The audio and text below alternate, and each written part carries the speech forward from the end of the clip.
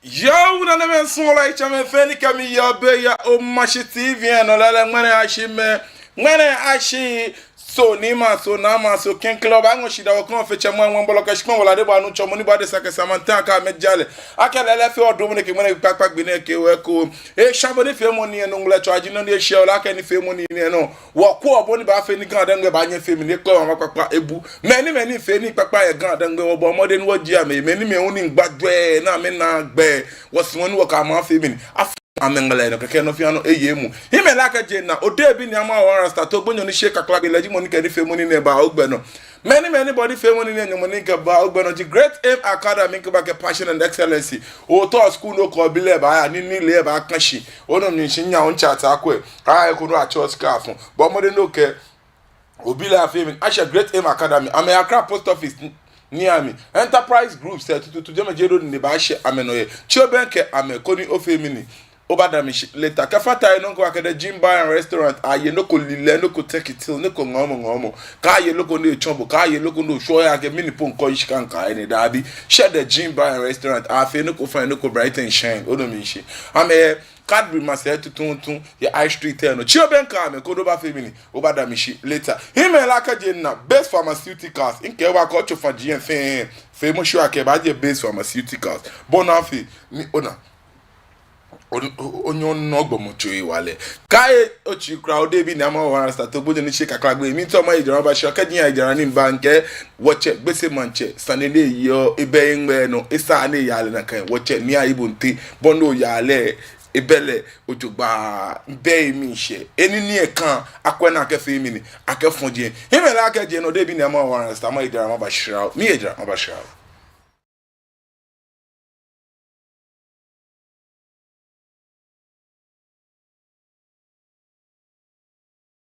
Children have a very high nutritional demand in relation to their size, and vitamins play an important role in maintaining healthy growth. That is why we at Base Pharmacy Company Limited have introduced Base Vite Kid Drops, a multivitamin drop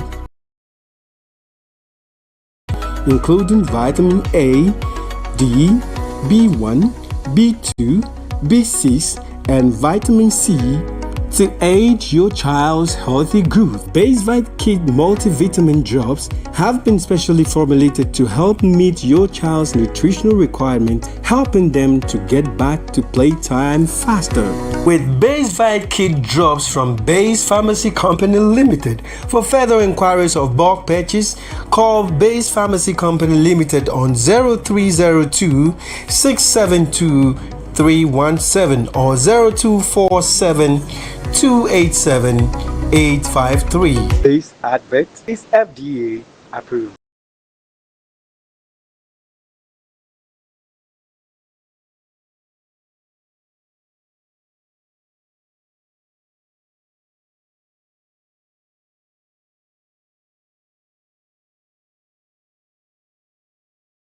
When I be get monty, I see me be fair. Ba asaga ni fe hunu o ya he strut ibona fe ni gba me ana woke amane bo aba foma bi anyi ke amla lo ibona fe na amla akwe ni eyi ebuwa ni anya ke sa ni ke shine ni fe o ya e ko me woke akutu nkwaro ma fi assembly members na asan gba te o fe lo hante woke police fui alo o che me ni me aye abuwa ni onye ke sana kan ni fe mo na yeah ora don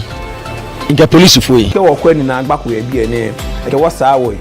Ke wo achu. Je ame pe. Popa wo jin ke popa bibi anokolo ifi akwa. Na kan le won wo kan majanche bi le won na sanba. Na gba yi wo titriji gogota ni. Hey ni ekole ni jo ami echichimiye. Alo ni jo beje ni saka ko na chunwe ni. Hey ni ekola ma chunye ni esa. Alo mbi ko ni afe egbe ko mano mehi. Ele me ne fe wo kapa ni gbe ni. O asaga ni fi mo ato ni gbe jam ko ti ba de nke. Ke ba nya bona fi ni o fe be ke ha ne ke ni fi mo ni asaga ni fi mo ba no da gbe pa no ka se me ki ne hu le mi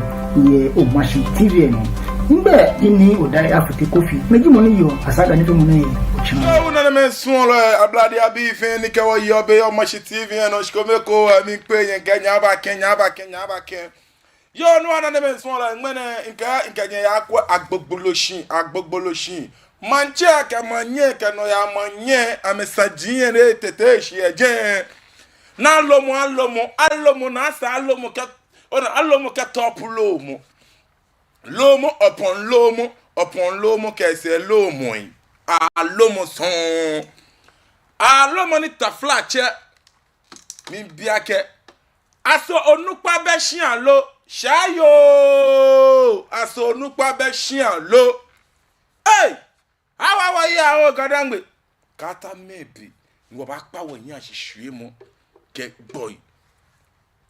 na mi mo wo ne keson be wo ba yin ni boy anwo wo ne keson aje wo ne keson kata maybe cheme kenyeme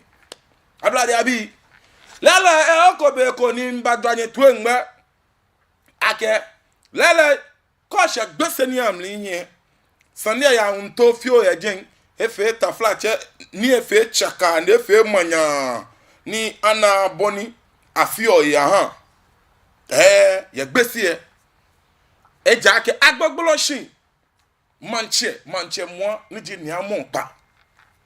ona ka inti fio ba eke manye ni ji na okancho sojo te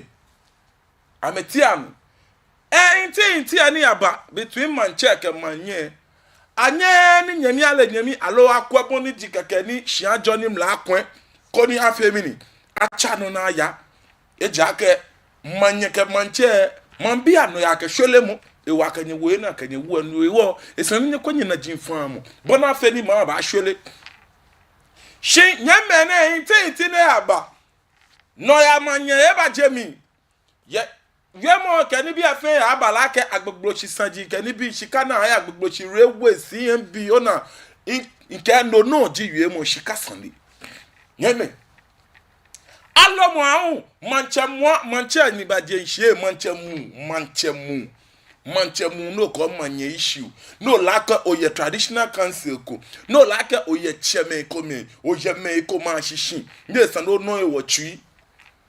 watch ana chuye ni alomo left and right in like anything ame ko menye na ko lo mo nyenu ko nwe e ko le pa ko de chi onye benko ni me na me sun lo manche ni lo mo nye ani wa fi amini wa bu alo mo alo wa kwa lo mo shikome ko ni wo ba she Sunday na je nke lo mo alo to mo somewhere around last 2 weeks mami ni one watch ni ayibonte afro so ajeman e chesan ni ye gbese palace she odebi ni ama one rasta ya she ba mi ka bula na mi ka watch bonde jesan ni he hasn't been fair e be ingbe no crack bonde jesan ni ime la ka je na ni me na me nya ni wa kwa lo mo sini mfoni ani video ni wo ba shira na maju nai ododo me shiche ba ekonomi sakuma ko te ba ekonomi ko le ba ekonomi aboyo ba ekonomi agbogbo ba ekonomi katamanton ba ekonomi odoko ba ekonomi bonte akosia ba ekonomi afloso ajima bon ba ekonomi subra ba ekonomi nye bulbulu ncho inche ko ma shi ko mene gbine mene ju mi inche nye chema wala nye ma wala sije noko atomi manche 2016 aken ko agbogbulo enu ni agbogbulo shi ni ahun keje 2016 ka ba shi mene ju ne ni yen dan to enyo ne ni ken bi chema sani ne na ma na ke wonde ma da chime akeko ma wo imanye na ke ha mi keje sisije ni ji nyen bi de nche echi eyi wo ye mi ahun ni nche ni ayibonte ni ji gbese manche e ba ha mi manye wo ke kula ma si ko ba ko e se ko be ko ni katamanton ne ba sha ni katamanton ne ba sha Jameji the Genesis mene mi asibashu ne na yin da ke nto ne yi mo fiamu na ele anukwali e na ewe anukwali e na eke mi ba futu yo na nda na ehwe hia le nya ibo te kenkele mo nya ite aji ni o ka pese mako na nya nya wa egbese mo nche nye cho nye nye me na ehwe ni ayibo te didi enyo le to mi e to mi afa se to mi ake bi keche ni ma chuni nke wale ro ayen nu chumo mi no ni kata mo nto ma shane na e wochi ni kenkwe ye na ke ha mi efe ye nye wa mi ye na ke ha mi efe ye nye wa mi se obla yo ne ye bi ene gidi ke ma bi e no ni cho ne ye ma se wo ni jemba enu chumo na echu ewo nke o ma wo le no ya mani e ja ke e kwa ma no e bi omo e chu ni ye bi omo le kwa ma no e bi omo ro ni ke o ma wo le no ya mani no ya mani ni wo le ni isegbe mo ni mene akayin esusu asin akemi eska iye ko mukuloko money kan he enoko e agbogbo abi misan money kan ko enoko ko le abi misan money kan ko enoko katamanton faji boy na ifaji e fe ni anye ni afie mene mi manche ndo monye hie mi chanyi e ja kan na money ba wi sani e ko ham na ka male e to an kwale ni mene oblayo neje ahuma kojo weku em ichele ni ma we yin enya ko ne wa mi na kura agbogbo e ja ke me ni yo bi ene fe ame ya bi en moko ewo na jala manyeme ko ba nu acho moko anti boka e agba fetin ne yo mashka me ko ji jerry ne je kanyoniye sha igbenyoni eye agba eye omaska je me pi ye bi eni le am si je no ya manye ni wu e le ba cho amoju na pa fite mi ngbe ro yen da e che me ke nyeme ni me ke na me nye ba ye ko nyenu si kole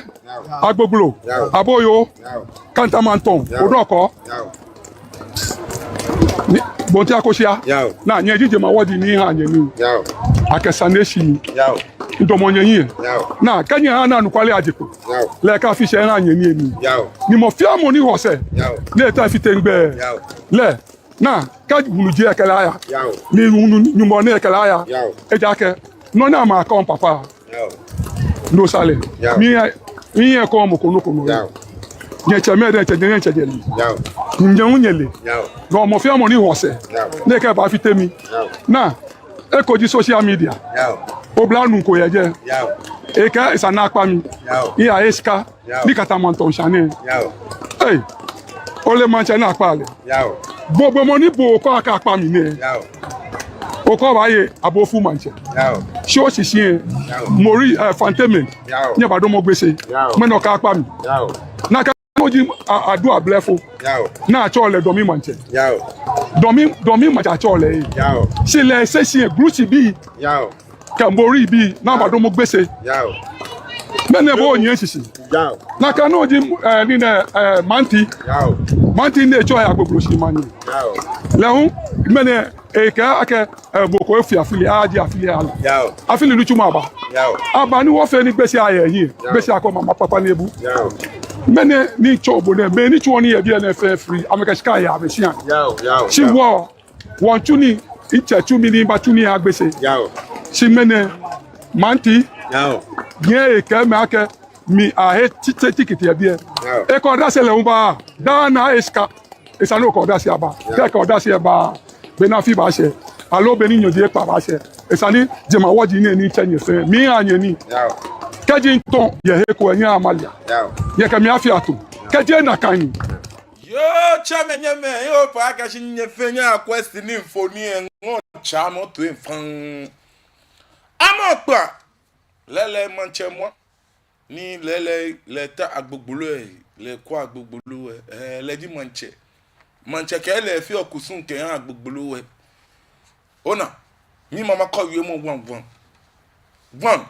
Manche has been very incompetent, very senseless. Case number 1. Bo Manche, okay, bo fio kusun ehan wajin yen. Negba agba vo acheme yo ngbe wulomo yo kole wulomo ngbele yo ni bo fio kusumi ehan agbogbolo kole odo ke kantamanto wo bo ke bo ofio o gbadua case number 1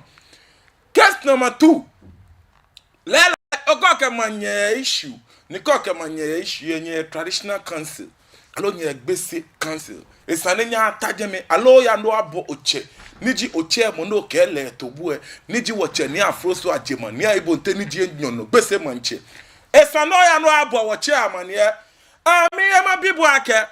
aso oje na kan gbelo aso to abo woche amane na bi kokoko ye kaji lala no abo woche amane bo to ake wa ke woche efe che fololo yeme nimbi Sunday ake aso amo pantawe kewo sanjini ya agbogbo shimanche bi mo nya amatoana mi ye mobile ake kole mo iye sure eka ke me ake kole wulo mo ye be because ile ojogba ake kole wulo mo ja shikayese ame ja shikayese behind bars eran kole wulo mo shikayese ke to dodie na e shika jinye eko ake kusungbena ona yi eko ake mini kusungbena ni yo ekemba na ekeba kole wulo mo wada eke tunjio eseni le mo monjio nke mi wie nyungba je yanu kwale no ni iyo odase kemi malo debi ni ama one rasta nke nyungba ten Sunday ake ni ama pa ha kole wulo mo kusun shika no ewo no ha le okale ojogba ma ba no ha ni le fe kusun jinye okaya akachi alomo lomo Sunday ko teno jarabiye amena Sunday ko no ke bo manche bo ba dan bo bi atwe o ke bo manche bo ba dan okaya echina kedibi shika no ye ma de o echina no e wa ka ke o tojo ye na kanje enesa pono ba lomo ejaka o hwebo de nche onyanshi ono mi nshi ene je Sunday din lake ni wati noni ono ene me on yu ake wacha afro so ajemani aibonte ho ni ho ne Sunday na eche bone yele alo bone ewie Sunday han Sunday be ngbe no kra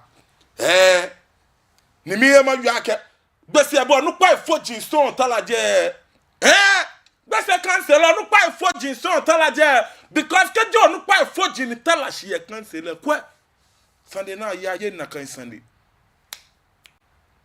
Sunday na ye na kan Sunday nyeme manche ke manyo na manche ke manye no kan chosoyo ekeni o ma ni ama opa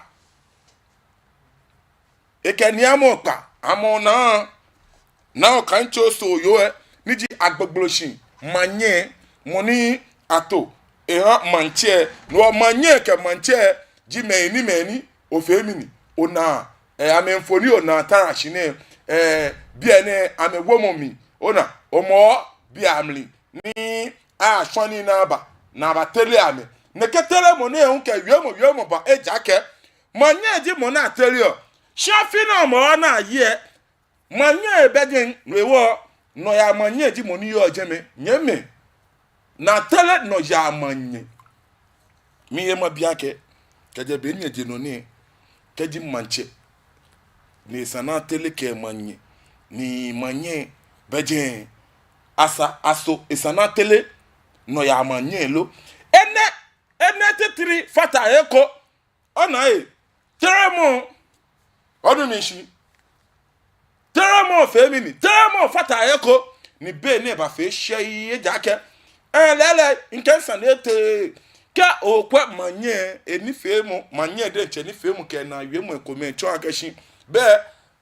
amokpe to manye ke kantale onumishi na kajibo ni wiemu yale ya nimbo je ya no kwale ona ato manye ke kantale na amokpa ke to ko manye sheto no ya manye ni mo nwa afili nkoti wiemu ageje na kai mo eba o deba yu akashi afili na ewu ahuma kojo normally bodu mishi bobi atwe nke mo ke mini ahuma kojo normally ni ti english ahuma kojo normally jino na efi o mini eyo manye ye no ewo chonke afilia ni ana je enine nhie be na kan afilia money hani enine femini enine hye affiliate no affiliate money honey in the family in the share affiliate no be ahoma kojo bi egaje meji ele yi o manye na me manye na echere ni afemini abawole nyeme no ni ya no alo no ni wonye wie masumo ake ona amale jiofu ona yi producer ofa na she ba mi ko yen no amanye infoni e je ba modern no ke fon no awo no ya amanye nke wo no ya amanye niji na okanka ade agba okanka ade agba leje money infoni no na anyame afile no na ewu afile ni ya ni nhie producer ofa no zoom infoni ya mi ni nyame kwe afile lele wonye ke eye manye ya ahoma kojo no mi english no lele yin agbashi odogba ni ahoma kojo wekunu pa ya english yin ona ke mukoni a best table 4 months ya keba ona yi 4 months ya keba no lele e months ya mliye e months ni ona ka group sele wa WhatsApp group baba omi kiya gan dan nwe hinle kiya ni wodna sajiye ena amale yo ena no kwale yo no de bi ni ama o rasta ni enke ncho wo bia ni enke ncho wo bia ni manna ena no kwale afun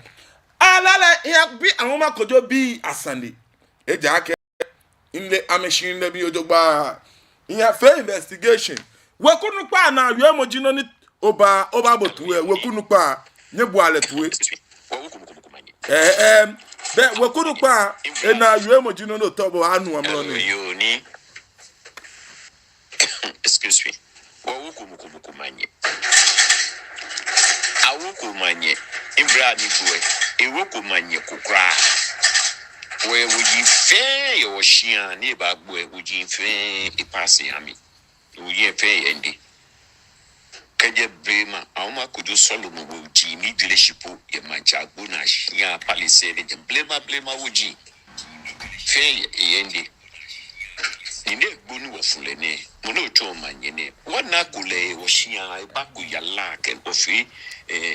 agbako chaye mancha gbo na ke yala nu ofi ni principal ke le ike wonka oshiani shi leji manche je shi ko ba ke le yala ya ofi che police na fiti yala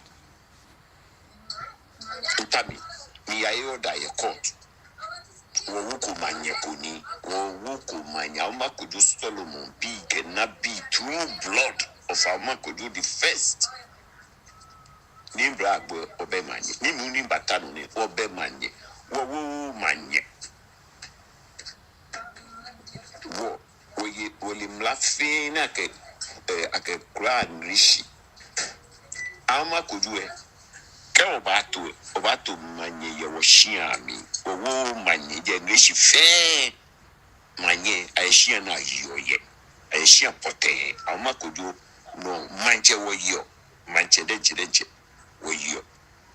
ka juma ku ibi na machine wo yo ka wo shie ke ti ajuma ku wo manye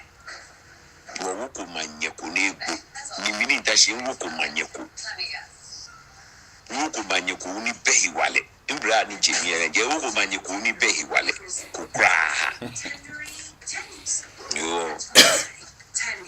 sanye etujino jo manye ko ebe wati awe mo mitu agashi ametoko mukumanye nwa ochami otu efan nya wabu afan ehwefi oku nya wabu atwe the thing about running a nonprofit that furnishes people's ngishu mutaya na me stu cancele nini tashi daju fo ye ko fita stu cancele ju ban eja ke position ake manche mana bi wo ye bena je daju fo ye je ya pepepe won Elma Kudu Solomon bi wo be manye kokra ni le baiko na ba recognize le manye wo be ko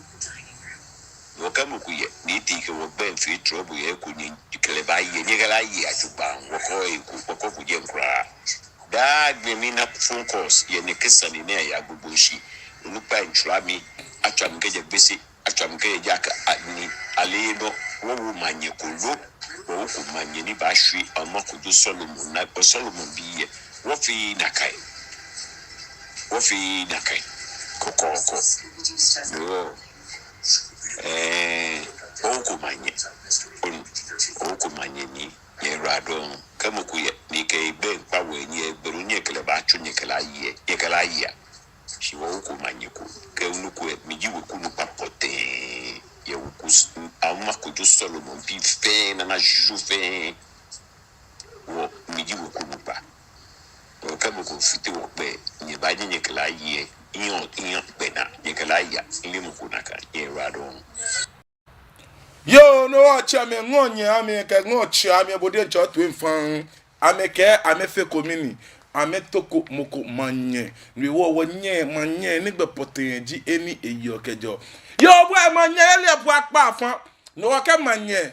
njo akashi atomoko ken kantale ni mo wa afili no ya manye wala ke no ya manye wo afili chi no ya manye mene ewo afili wo mo le won eke autole tamoko shuon atobo tamoko shuon na sa ubo afili case number 2 wakafa pasashi bia ne awon kojo weku efen icho lehun le ne be ba wie chon akashi be mi to me ode bi ni amawa wan rasta ka ba shin mene wo shin wo ta mi ye ben lebo olololo ake no ya manye shi manye ni fitaele no ele mi na ke ni fe investigation ye ni emoko bona yi lala nyame cheme ablade abi nke woche afro so ajeman gbese manche Saturday ni ji oni one na achasane na awe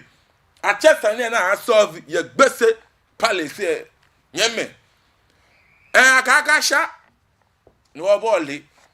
apparatus ke ZYZ jinkome no kena information mini ajami aba manche a colleague manche ne kele cancel komemi ekele cancel komeshishi niji mone chale prof domi manche ni domi eke mo le mori bi ji ameke ni bi kwe come on hey yue mo na yue one eke na kan manti ko le un ke ye manye ne ba fe press conference ni yue basabasa no ele basabasa ale tue na potomo ni wo bo nke no ba pasa shidan bora press conference mi yue mo jinye bo no achoki shidan ena fense na ate na akwesane na yue watch afro so agema na yue mo na yue ji ake nye bo abi etwe eke sane ni afiomini sane na eba pafai esumona na adan yue mo adan lo mo lele lo mo no watch ka adan ejinoko apa because lo mo ya unto ni wo lele isane adan ni your chese she noni ani nke watche has been unfair ejeko jalesani ni boni etele be inme no bibio po ne ken diake teba la ten ni mako lomo ne at la de nche ko ashika na eche media na badumo shi na asha ona yi asha le na elomo lomo se bia ne ni gbese ni ji watche afro so de mane ayibo nteke a na adan lomo shi lomo na adan de nche asumo na ba asha akakaba manjano ni meina dan mo botwe adan watch aflo so ajeman ayibo nte e ka na adan akwa na adan kona wakwesane e lala chame komeni talashi ya mi ajen ona na kan chame bejen kun shikun obana gagbese be make A to Z shi bia na make majority ona majority because in a minority me fioko ni maye odase makake bile no ni watche nya ibo nte wi me he awo mi chame enyo niji sakuma wula mo ke na e wula mo ametasane ami na me kete balete ni moko ba manjano ne ba lomo kedibi manche mwelo mo e manjano keke kaka adan aka na adan chuase mini chuene adan ni moko e kana adan na kale bia na ye dan mo po mi e ma bia ke kole wulo mo monitor gbatu na wulo mo ni nyekele ekegbesi la ke petrol ekegbesi la ke petrol inti dan mo la ke nyeke nyenye bu wulo mo to be ni le we bu nye ona nla ka gbese manche gbese bi nye teme pi nye bu wule mo ona to mo be ni wule mo se bi pi bu nye manche ona reciprocal no wo ke no akpasa shida no mi bi akeshi amo ba bi ane share ka ba na ba dan lo mo bo manche onyo dan lo mo kola wule mo ejeme ni kola wule mo ko ta gbatuna ni le ife kusun ke ya kole ke bi fin wajin fin e bi wo wa wajin fin wula mo ne ngane asoba chele ne ba domo shine dan alo ga sakuma ko je ege na ya me ko na me dan cheme ona nke eneti triple won ju ake amopa efe onupa kun ona manche ni jile efe manche kun ni no ni ani nke ni gbese efe on fe iwe ni nke yin ake amopa ji mako na sani kun ni gbese anya afe mi ni enye sanction le onu mi shi la ji mako na sani kun inja come on that very moment there no na basani ayeli mo kun no ni podi bani ona ke dan mo yin ko dan mo lololo eja ke bona yesani ale tu na poto mo ayi moko na to ale kaka tofan ayi ade san yue na to na efe di na mumu shilafo ona ato na efe di kaka na to mumu shilafo awa wo ya o ene me fe ko ke bulu asani abake o le wie mo no wi okeke shi afi kun afetu mo gbese na yo onu pako bejin ona afetu mo gbese bene mo shi pale se pleche onu pako bejin gbese jase che inche ngbaboyo gbese jase ngbaboyo nlaka kwa shun se gbese jase ngbaboyo tala la ka jase papa ajibo ni bo wo le lo ni jiyan no ye yin shi kan mo o sanu no manche ni ele ake kwe na bu amunike ba bene to ne bu asani ehan e ba na yue ke shigbese gbese chomun fin bo jase che na kanji no ne sanu fi o ko man kralo ona chemeni yo jin chemeni yo manche na me bu manche nga ilaka kwa ne ke sanu na ka ba chele ho kwa so anye dienche as cheme nye tashi ni kanye ichi eshile no abe no ni manche ba yue mi ni cheme nye ichi eshile mo no ne alo manche den che ni ba predict ake na bo akwa na dan lo mo na ba ke ni bi mi bi sande alo cheme fe ni yo gbesi e alo cheme elder se ni yo wo che ni ja fro so aje mo nyenye wo na kan nga aka fe na kan no ko na balo ni lo mo ni nka bo yo e den che ala mo ya lo mo mi olololo e ja ke no ya manye le den che we bi ko ke akesani fun enu le won shi no nche e ba lo mo ke ni bi yin si ni fo ni ke ni bi fin nje video le we ba out e ba lo mo ke ni bi yeme lo mo sande ne ba ne bonche ko mo ni bi na che ake bi adashi ke ni bi amo pa wo in lo bi ko ega nna ko bi ko ega dan na mo ale akọ ko lo bi le nyan oni ni nkele yo jogba amo pa nna ko bi ko ega dan ni lo bi ko akele ne oye bi nji o be bi nji onle shi wa ko kla ka oye bi alo ye bi obi no yo ile ame pote aka mo pa bi ne ni na mi ni ye na de menfa na kan no sun lo ko me hun na ne menfa ne kole ne kegbe me ne kan bi ni wo egbe me alo egbe ma pa iji ami alo ka me ya wo ka me ba wo ka me national wo ka me yo ni wo ka me nu onu wo ka me touch on wo ka me ta moto obulu ani no ya fe ne bulu ani ya shishu mo ani no afe mata ani no afe ne kenka na kan na ko ba ne ko shina ya ba ye akwetu obiko alo ya akwetu amanye biko alo moku e wote alo wo ba wote alo wo ba wote alo wo ba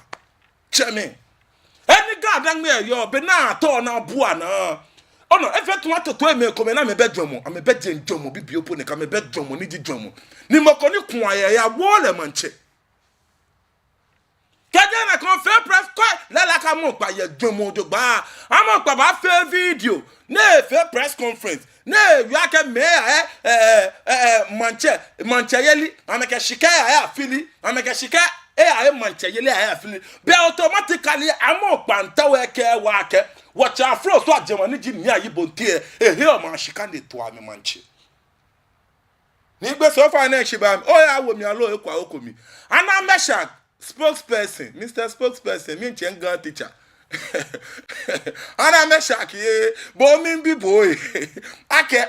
na you on bo. Okay, you are a spokesperson. Try to at least a special advisor to the chief. Me ne jino no you here. Me ne jino no call. Officer Charles. Watch ajan. Nye me fe nye pete manche. Nye ake nye wole nga nye kele yuo. Me ne jino ni nye call. No ni ya no ne me ne jino ni nye yuo ye. Beni che boale nye pianse na kai no. Me binye. Ajan Ana Meshach. Officer Charles, mimpiake, boni afro so ajemania ibon tetele, nye fuase na kan non lo. Kenye fuase ni nye konye kelake ni anokwale beni oye otelele mani ni ebon agbe finidi. Kenye nye konye kele be nye fin, you are incompetent and useless. You are being found foolish because nye kemo akanya bejele ne se ni bejelo ene se ni. Nwewo kanye kamoko nye ni sandeko alo no ko nya no nyangba nye ichomi nkpare nye wale nga kale wula mo ye wula mo ne yo be yinkala ni yo na lebe ni fe ne ye wula mo shibe nya mbibi odimi nye te bani eno shika fe roko ne ja ekola da moment chi no won kele I'm sorry. Shikaji wachi wo here. Insumoni mani nele. Ake numo beno telele slow. Abo yo beno telele jakla. Naka no kola ka ni gonti ajo ni ja tupa manche. Ile ake mpetole. Alon cheni. Ka fe no ko ne yin. Ekola that very moment enye ma jela alon nyama yuedoko. Shika chi e mani nele ake baba. Ni adie for mi ni. Beno telele slow no beno telele dabi esando kwani watchake ni bia yen because no ofe alo beno tele bana yue keshi kole aba yue keshi onomro ko kole we chomfe aba yue keshi oshi ona o se bi fin ene me twa keshi nyeke moko nye ye jalebe jere nyama ditete mame in seniors dey min challenge ame kenka boko ejimeti po ncheni ejake bia ni kuna talo kenka lete eku aban lesen na aban sen no woke etebo ne jai sen ma femini ma chet we say ni beno tele na keneke eja isana kwele na kenafi akemu kemo enne na kan shona kenye tumu nye kwaku ato efon fullest nye fetumu no ni ya no nyele eko enwonye na kwa da bibe ni chon nye besuban be nye gbe omo nye gbe omo nche nye ni ani manche jengle no ni dagbo ke gbe ona ne be aye basa yue mo ikenshi nye me eno ma na ehye nke magbele phone line say nke lo mo sane boni wache ni gbese tele enwo ko na le belejan he has not been fair at all. No one can bashi bia no lulu anyeko na yes and na anyeko na dan low mo we wo many mo kwa gbodan chairman kanyeme gbese traditional council me bi ake many me agbodan ke wala ma wala ngwen ame tan aba fe serious yes and me amokpa ke nye ona many waka we compare me nyema chanter me kesanu me ga ipe me waka we compare me ya fet ma mete mo ku jurisdiction amete no ekomi kwe na kom amokpa akpale inses wa aton aye mancha afi aye manche kaje aga 2016 ba shibia ne nye kwa agala we gbeke ni bi shika wudi na wole ne kantamanto ka ni bi shingme na a single room wentu as palace mi olololo yin ashishiyo lajito gbo yue ni mi na ke ni gbese nsegbeye mi kanya ni ngboji adokwale yen me ngbele phone line 027 432 4331 027 432 4331 hodo mi nshi mi ni ewesan e bale na kan producer anan wonye ka wache mfoni amokpa eke na kan cho so yo man cheke manye Mr. Neighbor ne sana ko ejon do ba wo cha flow so ajema wo che ni ayibo nte a flow so ajema ene bu on o shu onu ema money fe no ne yin ane ne la ke ne fe yin because come on ni amagba anyi sandeko e o pa ka nye ka wo che ni odo awulu wo che ni adote odo awulu ni ji sanwe na we ku icho nda ji sempe muslim chief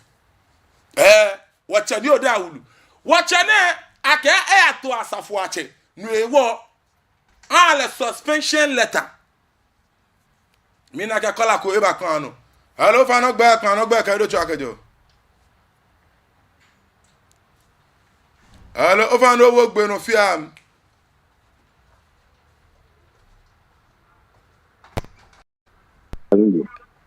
o fa no no na flamingo fa no na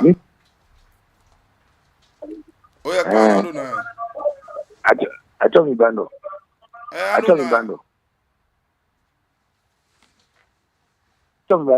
nini kama kubalumu una mukubalumu achele ketashi alo lo mu bami tena je lo mu fitio libiti je biane iko una biano ni ba fetiano go kama kubalumu tena chele atashi alo mu kulumu achele ne afina dale ba akashi nuko tilo mu le fitio ni o fa ne yo inche oyiwala don lo mo efiti oni nuiwo isanine kwa lo mo jogba producer nkan na manche ke manye mfoni shikome ko ni me nipa kwa me chia me benko ame na ke agbogbolo shi manche lo mo e manye ni noni yo minla ake na te sani ayeli mo je no kono koi na te sani ate sani mi bote mo la mo pa e ke face story just a face story no me shwe je ake immediately na enye wo mi ake no na fe je fe money ni na ke face story no e kan le suspension bonu mi shi because tomo beni nke ebu ona wache niji wache ni odawulu mi na kola ko eba kan no hello kola fa no gba kan no tu agajo hello o fa no gba kan lo tu akajo o fa na no no ko ba kan ni travel ka je Islegon o fa na no na numo ga na ma mfito ga yi to no pa ma mfito ga 3D man ma mfito ga muko ftega kama cheme ko no pa yi kente ma che te show you o no pa ni ogan que des politicians am o no pa ni oni ashi man cheme ke akuti ya tena ma mfito ga amen ftega am ya ka wo na kota na ba bu kota gbogbo si en no yu agbogbo si we mo ne komo bo ni je me ti ni boy ni yen ka si ni ga tu gamashi gama tele ni po tu bena gboma di sawo na fe deto ni ama cho na fe pampro na awo mi ni se pon ka si yen ho yen me na nga ke ko me ha ta flache o fe de meji wo na te ka ya gbene ni ame de ma na me no ni American sani lo ko fe mo si na ko pa ni gan yu fa fe ko me Monte payment long papon para analysis na kwa man kashi the last point okaya ma ke okaya ke bi ko be deba ameka na fi kusun ko ni put ya bele la no la mshi ameno yeah ame suban ami ye wa buwa me ka ba me na kanuko ban wa me kwani bi na me tell ba what say and the kuye what say tell ni na bo bi o no bi o ye wo nyenya wo ka dwan me si wo gen wo Kanoni baba. Oradon baba. Yo baba oradon yemi bo obanye ochakoni ochonjo 0274324331 0274324331 nke woche ni odawulu woche ni adote odawulu ni ji gbese somwe na onomishi weku icho nke sandekoni akejele ake efemini ato manche ato asafu ache riwo a sanction le alo make a suspend le la anya suspend watch ni aba suspend watch niji ni adoto da wulu songwe na wekunu icho na lewe but we kuma le mo na suspend le le po amegbe na alo make egbe na pepe jino na efi omini no na echiwon yi obobi etwe nke egbe na eja ake songwe na wekunu pa leji monitor asafo ache ke han pesie onimishi ni momo sa anwe legbomo bemlin ni aba ashale ke wo gbese traditional council ane na ele akashi mini elele ato asafo ache liwo ekwe ni efe mini efe wide ni wodi ni efe mini gbese enye na asafo ache mwana ne ba asafo ache e ba to asafo ache ya le ba asafo ache to alo to asafo ache watche ni ayibo nte afro so aje man ke ehe moni ato awomi liwo le denche ba akwe neto asafo ache konkolo no je nu watche ni afro so aje man to asafo ache konkolo eto gbese fe asafo ache konkolo no amona ni gabo yo gbese asafo ache me ameye fe enyo the main asafo ache onu pai ni chonke agbese e ameye fe enyo ejake money watche ni oda awulutu e ake apene lele na ya wo mi won nyeme nke no ni te no yaji a suspend le imbe sure ake till now po e ache lolololo achakole imbe sure no won we mo ji ake kadi watche ni oda awulu ni anye le na ehie no anya afemini a suspend le mi bia ake na suspend oda awulu e ni amo pa mini a selegbeye alo mini alo watche ni gbese afro so ademon kala kekeji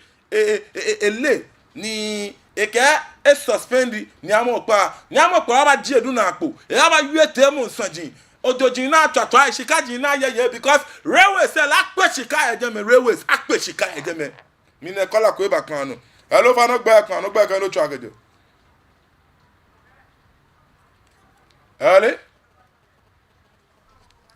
hello fa no gba kan no chu agejo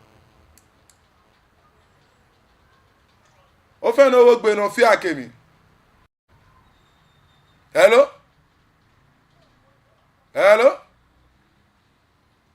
mi na kenye mi pan H0274324331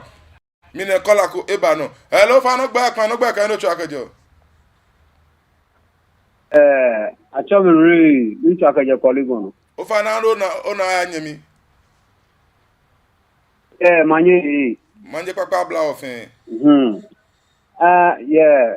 no ni penin tawo ni ma mi peji wo mahin onupa wo game onupa da na nchi wo yin nle ya ni ete afi katamanton yin asise money you know they afi because me o to money wo money tobo o to money tobo no no o to money tobo pe kesa do ko ba pe e sani money tobo ani na le alo me be palace amede men Ahmed Palace Ahmed traditional chante ma me mo wo kali bi ame mo wo so mo wo so won ya chi wo lela wo so won ya chi because no dey because ashante me fe manchama si ame mancheni ji onu paji otufuo ye jebe no wona kanu di wo keke gamena to manchama le o mancho onu pala wo sanana no aka ne ko ni le wo awo gamanya nya le nye ke ma ba agbani nye meni nye bo aka mi de wo afi na ka fe ja na nye sho nye askeba e wo mini ji wo game mini ji wo yin anunya no ba na anunya ko benu wo ba na ye ku ni ka wo ba sho wo yin achi da ke asante ni cha no manya blood ya inche oyiwala don nyeme ma ba esane bale na kan meni ye wo ne sane wo hwe wo yin ahye yan wo no wo henye loy nyeme nya wa bia wa esane aka ma ba ne sane wo hwe wo yin ahye wo henye loy shinna kanji bone yo ka ye hia na yo onupa ba mi ye hia fi o hia follow no jino ni wona gbese fe to mon to kon cloche mo e Efia no ba dum no ba chi gbese ta no be sana ke sande gbonyo apete gbese e efia no ba dum no ba chi gbese ta no sana ke gbemo gbonyo alo no ko sha apete gbese e awa wo ya o no ani mi bia ke gbese e che me be gen onu pa ibe je me mi na kola ko e ba kan no alo kola fon gba kan no gba kan no chu akajo alo Nintu akija panga aji. Ah, we chadi. We chadi no e cha impa. Teni bi antomoten. Wanga sa. Impa. So ten. O fele drum no. Ah, ndi ami e fine. Ah, inche ando na ya. Donc mon programme nda mo teku TV no onu o ye. Sumene programme ni boku. Manche tanini manche ye bo bo din kwa o manche be ko ba ke no ko tumo be to dulo agbe dulo ni ton pa ko gbe o manche nbo le to ba tumo shi no lomo kan no ko ba po ni na ki bo le to le npila ke akamo le kitan o na akamo kitan no ya we aga si olomo ehin nínú ha ni atashi agwanti a na ke solve that issue and no sani bete manche bono ina owo mo mi nto aka atashi ye yemo na atashi ye yemo ye bono aje di sani eja ani enye ekwe na anya clear ne ken lo mo ne bono afu ni $20 ba mo nga wo fi oni jamani yo inche di oyi wala don Oyichedi oyiwala don olololo ko kemi ye bien ke wa ke agbogbolosin o kan sin agbogbolosin ba agbogbolosin CMB majianche me manche niji ni amopa lomo ni elomo lele manche moi kele la ke manche jibo no buo ye no buo man bi no buo ye producer anana manche man foni e anana me foni e mini no ni awa ya o infoni eji no na throwback na me yo mo ni telemone manche ke manye pa telio shinke afine ameteno na ma afemi ametele no ya manye no ni mepi na emoke yeli ake we mo na yo ake wo cheni amopa into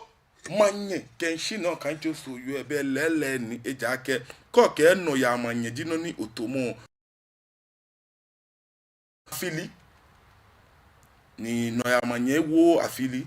ne ka to le awon makojo no mi eye manye ya awon makojo no mi enye ba bi ehyin ye ni bo amopa press conference e mi owie mo ko chon ake nyete nya bi mo hyin nya bi nyedegba nya bi mo hye okuma ade dan atole mi bi ake no from manye to no ya manye lo mi na degrade here from manye to no ya manye nglashi atede me fete nglashi sadio na neta no ko echo ba wo gbese no mi alona ka bon pelegbe no ani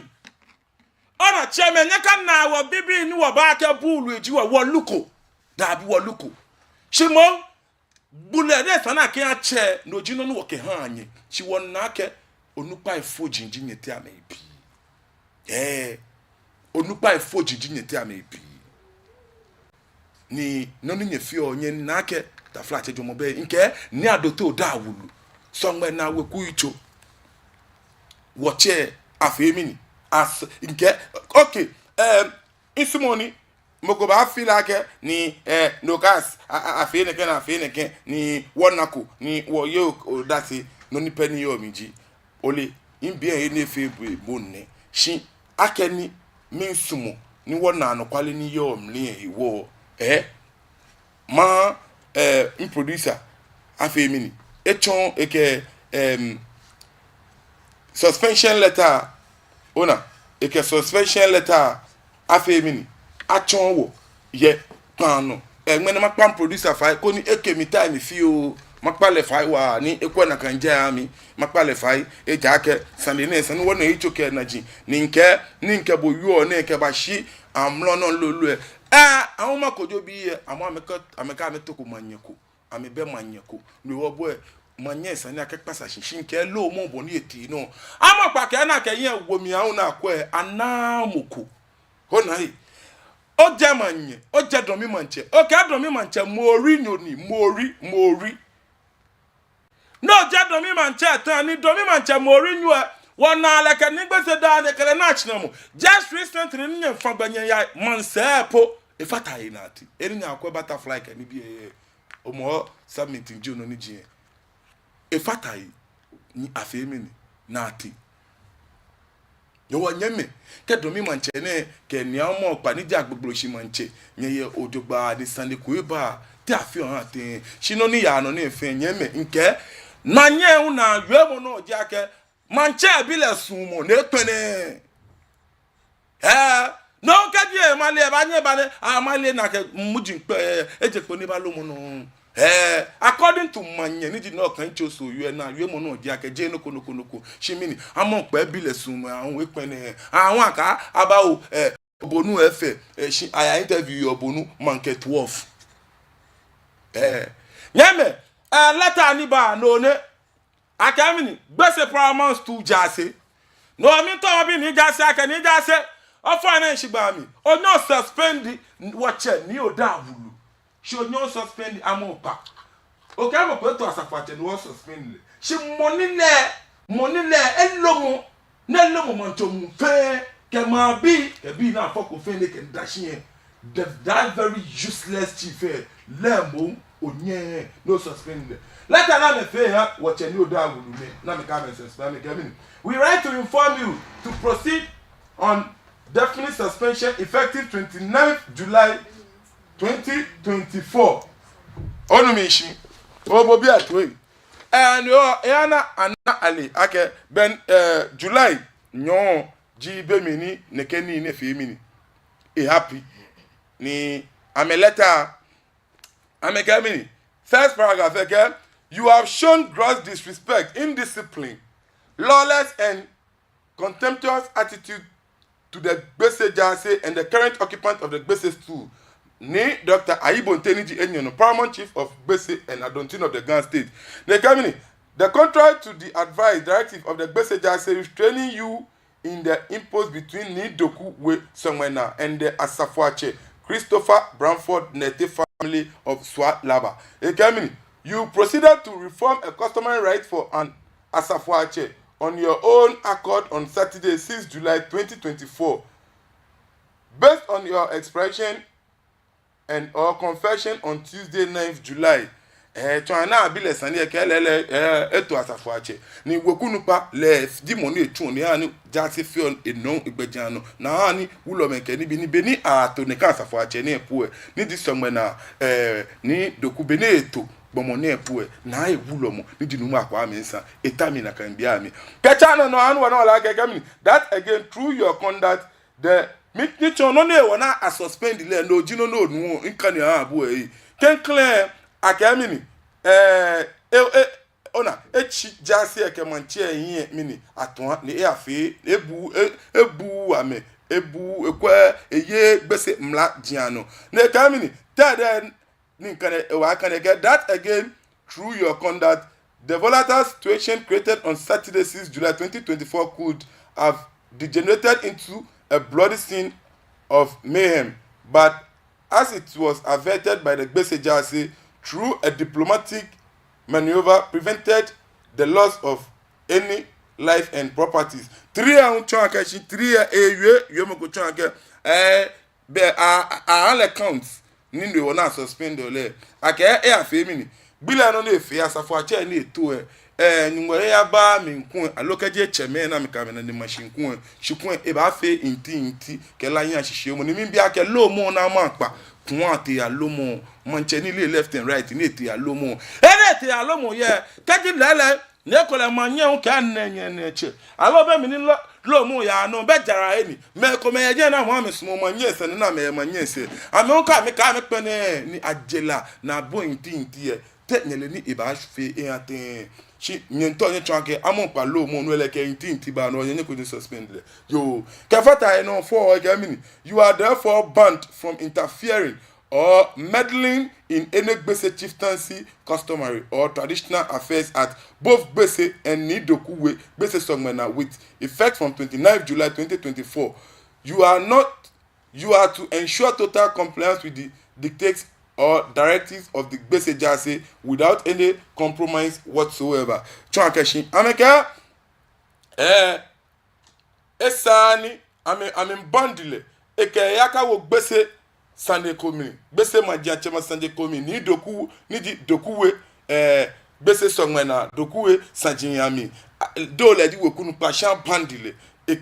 eka femini eke akawo dakai noko fe mo mi don ni five gamini you are not entitled to hold or parade as such in any traditional office position at Gbese and or at Nidokuwe Songmena until this suspension is lifted. Chankashi enye eche wokunu pa ye eku eka try on the attempt until ni aba femini aba lift suspension ne nyame any on a part any yawa abo demene ekemi you are therefore banned from interfering chanke be asafata ni ato abandile eka ye Gbese Sunday kokra eka aka wo Gbese no komike aka wo Songmena no komi na afele fan ake eka chei mini wokunu pa ka chi boni abawo sanie alo aba gbena alo abawo suspension no jaje no ekemi you shall be required to declare and or revoke immediately the so-called customary right performed on the so-called asafache and declare it as null and void without any effect, and this should be in the various media space, including the Insight newspaper and in the public domain. Nyeme kefata yani kemini next paragraph and the 7 the producer next 7 ekemini that on Tuesday 9th July 2024 pleaded for leniency, forgiveness and mitigation and claimed that you have regretted all your actions and inaction. Chonke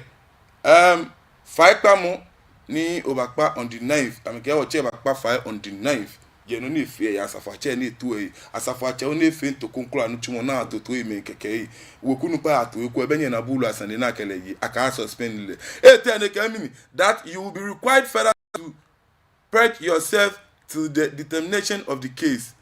You are therefore entreated to bring perpetual peace and harmony to the Gbese state in order to bring progress, prosperity, and advancement. Last two paragraphs ne go be at we eke ami ande ne like ete amike e bomodi ake ekache wokunupa ni eka fe lokopo ni chon ake wokunupa ni echokishi until ni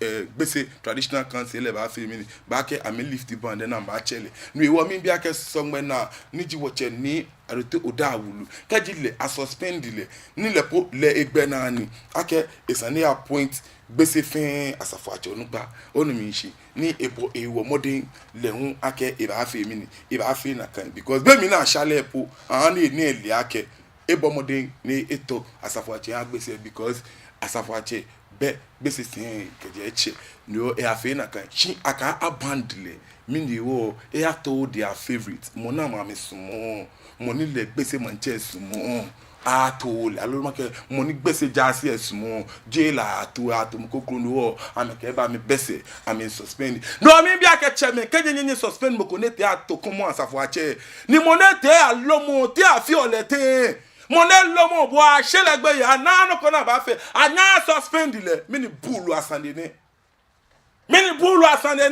cheme mini bulu asande ne manjwe ko mini noni ajito gbo yue ni to mo meneme ni wotu ani eli bulu ani so nye talaga machine fio mata ni nya shisho mo ani nyanya karogo akwa ba hotel aje ye shikake yen no mes amokpa eneme fon ye ko no bo olomo bulu alomo obejomo bibi opo asmanche because koye oyejomo asmanche lomo jinu olomo na kan lomo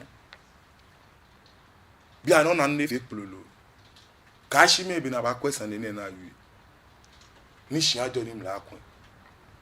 no ba fe no konkulu eja ke ma tui a e dodoi ma tui a e femini ma tui a e dodoi chame nyeme ablo yeka ne wa mi nke nche ni ayi bonte ni je nyono aflo so ajema you've not been fair at all opoko modern kra opoko modern mi kebu nche opoko modern oye wo che aka me nya me kebu mi kebu afro so ajema opoko modern e jake lele mo fiamu ba expect ake nyo isano nyo suspend am pa do aba akwelo mo sande kan bi na US shi that very moment there I was expecting ake koko suspended ona kanya le suspension letter at least many men na lo mu ke many na ka yebulu asanjin po ametue ba anyo onu mi nshi keke akwa atwasha agbelebe adan ke ni bi shi mi ni di no wona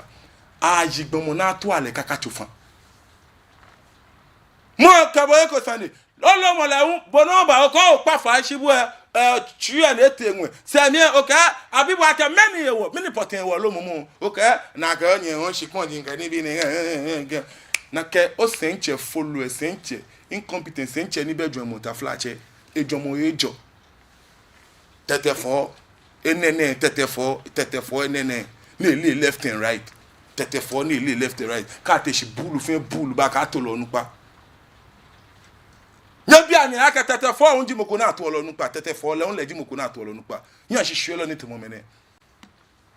jomo na me be wa tetefo ko ye jomo tetefo ko ye jomo no ke sente jibo no luko no ye jomo do gba kun esa no na aka o ka chokun ji ni aibo nte ni je nyo ni ji ni gbese no wa o ya fatai na lomo àwọn acho papa gbe ayu o che sanle ake ehun o ata press conference una femi na ayu aka che ehi o ma shika na eto amo nupa yi onyo to ona o ta mi un pepepe to aka shi no fi ano na ayu e ni gbese ye be lele eyemi ni gbese toto eme manche ni ehi o shika ni na ayu ale come on. It doesn't surprise me. It's surprising because in like a gbese manche atoto eme pi manche me ni na to ame po anya ya jemme amenya ame ya jemme benye lo mo o benye le manche maji me ko me benye lo mo ato ko po na eke e dole son ke ni bi nyenye ye ba uni wala ba ngele ni na to le manche ye po nye ajin ngo e jola ale ni etu efa anu chumu at disturb life mini bulu ani ni cheme ana no kwale no ayu ni gbese nke ojeko jale Sunday ni ke kata next week mami alo aba aye bronya ni Sunday ne anako no lololo na mo pa nyenye ko nye suspend ile alo nye bond ile ben ke gbese onu pa kokra be jembe gbese traditional council FM mentala ye jemfe they are useless, they are incompetent, totally useless and totally incompetent. With their stupid God, yeah, na kwaje mo to gba. Na solve issue, ne shian jonim la kwen. Aga mo go to asafo ache no le a suspend ile. Chi kun ni ke ye manche. Ne be lomo, o lomo ni ke mo bi egbo e, o ba ye che ke tajian no. Ene na ka to obo manche. O fe matan ni o mo. Mini ba bi wa ke bobo amopa o to ke ma ke yo shikaji yen ni ko hele o he na kan si yen bi rewe sagbo ke ni bi ni oji oko le wulo mo nu e han le aso obo wo che ni afro so ajema ni digbese manche obo la amani e aka yibi no wo ni mi bibo o na ko anya ko ke ala ke shin o ya han ko le wulo mo ni di nu ma ite ko blanchika o na ko yue nyen na no kwale no nyen yue amopa bonne no o anu waten chele ye gbese yeme meni le ngene mi kanye inti no na ba gbese ni wo mi nje enyo ni me ko mencha me ko lewe bi me ko mencha me gbese bi je mo ko ni creating ka amopa le fi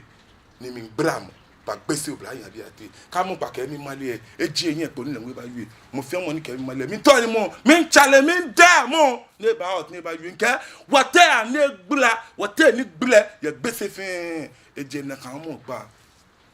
shoma ke chameni mi na ka me na shon ni na me drink ya shon shika me na ni na me drink ya shon e fe na me na ke mo sa le amopa ekele che eni ji ni ayibo nteni di kenklem ni di papa no ame press me pu ewie sha wie mo jinko me ni ko be dwom onu ishiko edwom ba na ake me ne wie mo ni ewie oba mi eto echon ni gbese ake efile gbese nyolo orumishi na kan ji bon ewie mo mi chon ake shi be efe gbese manche gbese nyu ne ke bulu awie mo ji na fe etete social media ke ni bi keke ka ba dan yen aba ke dan mo le I dan le secret akasha akafe neke ona nuani sakumo wulo mo ke na e wulo mo nyango no na me ke na kan le eja ni lele weja cheme diam kumia mi bi diam ameta gbatuna ni wa mi le boni lo mo sande yo tebe atan na lo mo ko na ye ko sande na ba na sande e na ka na dan te fi otin nya obi awa ke yin dan mo lo cheme nyeme nyawa bia wo Sunday ake eyin dan mo lo te fi atan dan ni ke dan mo keji mo na ke Sunday ye anya ko ni ni ake domi manche eje mori ni wo sana kwada ganje an wodugba ka tachi na aye eke manye Sunday na ba ye lo mo na je lo mo eke manye manti ni nche le won eche manye ni gbese ni tole be chonke ni gbese ele lokoloko to wrong people to gbeme ni je ame ye lumo na me je ode ji ame je gbese bi ji ame atoto ya me ni bi by force atogbomo wo eko na la ka me ne no ko kolom bejen ye truck penje na he di wo ni wo nke amopa na wie mu chon akeshin woche ni ayibo nteni ja flow so ajema ohi o bribe ohi o shika ye ma de no to amo nu pa no na mo pa ke ji no ona kana yue shikpon homo sani e ka face woche na ayibo nteni ka awon bebo ni woche jibo no we egbe nu wo ni kwa bulu awie won na awie enne enye ka awule manche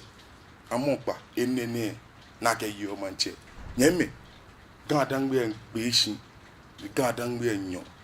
ni ene o mana share esanu wakwe bon ba fe no ba chi wo gadangbe afe mi amashi nyeme na neme sun lo imbe efe mi ni efebe mada ankwelo ke nkoles in producers in cameramans mi da mo fia mo shi nyeme shi mi yolololo nke woche afro so ajema niji woche ni aibonte niji enyono doctor ni aibonte the second basic manche le no adonting of the Ghana state impa nke ogbadwe beni otele ebeyin me no obana jebu obana yu sande gbonyo obana yu yin because amopa o sub chief efe bulu efe kun ni esanu ofe mini esanu ana suspend le alondle onye ofe alo mini ne kabo ye kaja de won ne fetu me kabo ye kaja eche ona ne fetu mo mini ekabo ye kaja eche ona alo mini ne fetu me kabo ye kaja eche nwani wo otole manche koni aka akashin alo ko de kewe patwa otole manche koni kewe patwa bi anona ni bo ni be fi o eshu yanshi eshu egbese yanshi e anofi chaka manche ekele fi okusun ehan awojin ke join loko alo ni le loko ni le kusun mintala tajen meniji no ni potin ni ba yu chame nyeme e no ma na she mo na bi e wo nka nyingo egbe wo be ekoni nke eko baba chano wo nyeme nke Great Aim Academy Passion and Excellency the gym bar and restaurant ke base pharmaceuticals ameji many femini jebu ami nke ni femoni ba ogbe no ka nyingo egbe wo ni ke wala wo nke wo so a le un bi eko mi mo ni ka di femoni ni ba ogbe no ji ona na enyu osun lo odebi ni ama awo one rasta to gbonyo ni se kakla gbeye yen adon kemi lo pi en show mi she cheme e so wole me dwen lo ye ni adon me na me ba sha mi to mo shito